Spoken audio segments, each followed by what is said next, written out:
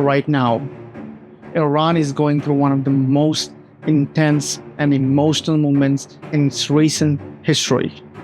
Large protests, a deadly crackdown, sharp words from both Tehran and Washington, and calls for calm and dialogue have all come together in a very fragile situation.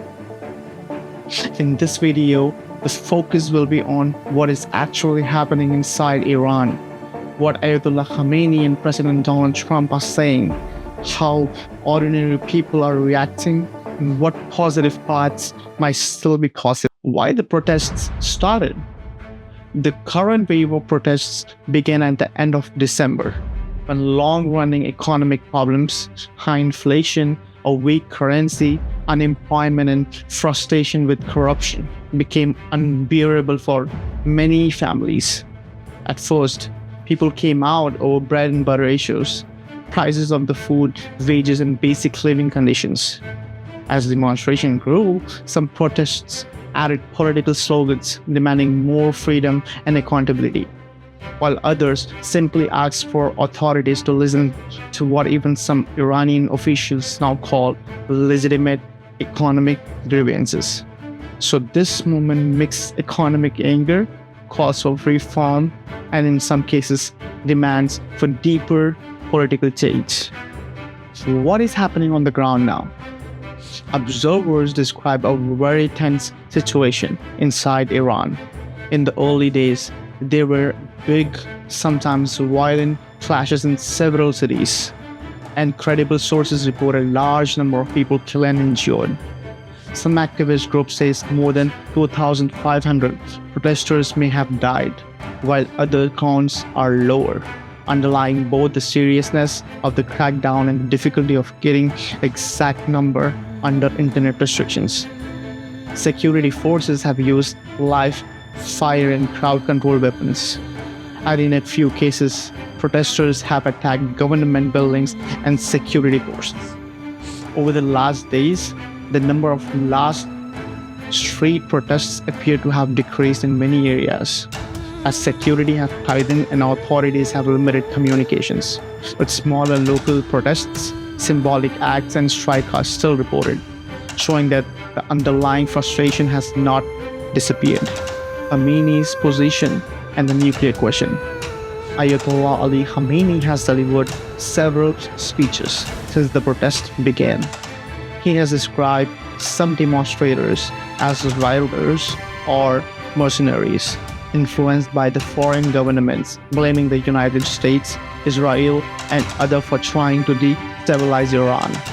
At the same time, he has praised large pro-government rallies and spoken about unity, arguing that many Iranians still support the system and should not allow anger to turn into destruction of their own cities.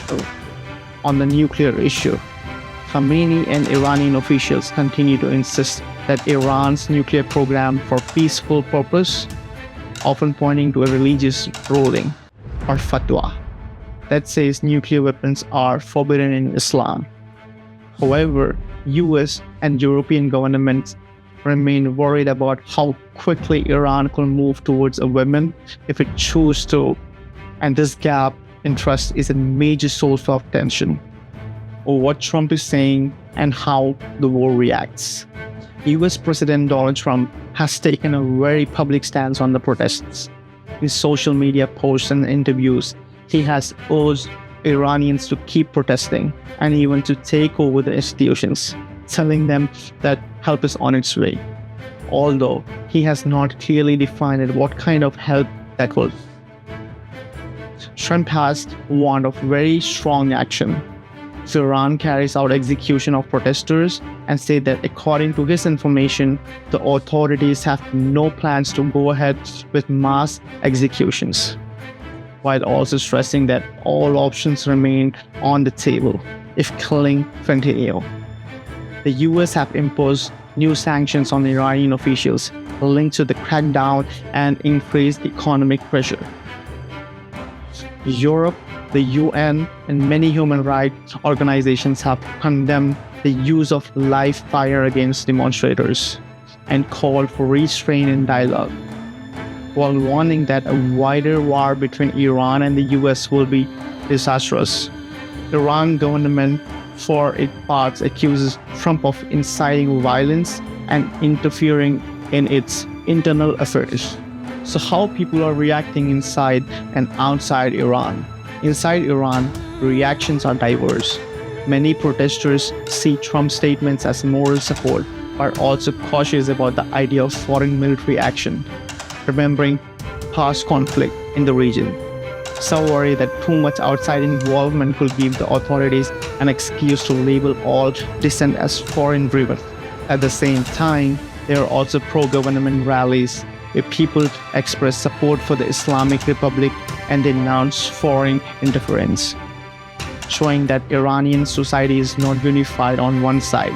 Even though economic frustration is widely shared, outside Iran, diaspora is organizing demonstrations in many cities, using social media to amplify voices for inside the country and to call for peaceful solution and respect for human rights. In the end, Iran stands as a historic crossroads. On one side, a young and frustrated population risking everything for change. On the other hand, a leadership that is digging in, tracking down at home, and refusing to step back on its nuclear ambitions. What happens in the coming weeks will shape not only Iran's future, but the future of the entire Middle East. If you want to keep following this story, make sure to like this video, subscribe to this channel, and share it with someone who needs to understand what is really happening in Iran right now. Thank you.